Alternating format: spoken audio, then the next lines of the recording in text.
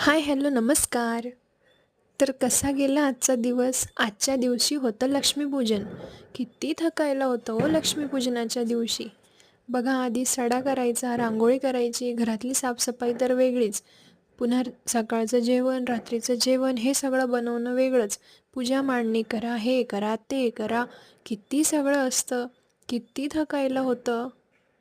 पण तितकीच मज्जा पण येते हां. खूप छान वाटतं हे सगळं आवराआवर करताना. देवासमोर सगळी रांगोळी काढायची, अंगणात सगळी रांगोळी काढायची. खूप छान फिलिंग येत असते. तुम्ही कशी मांडणी करता मला नक्कीच सांगा आणि माझी मांडणी तुम्हाला कशी वाटली ते पण सांगा. तर तुम्ही काय बनवता मित्रांनो फराळामध्ये? आम्ही तर बघा सगळंच घरी बनवतो.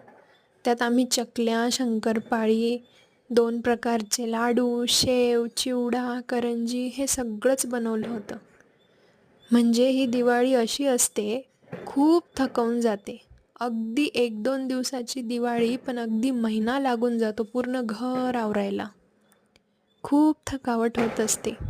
आत्ता तर इतके थकली आहे ना, असं वाटतं काहीच काम न करता डायरेक्ट जाऊन झोपून घ्यावं.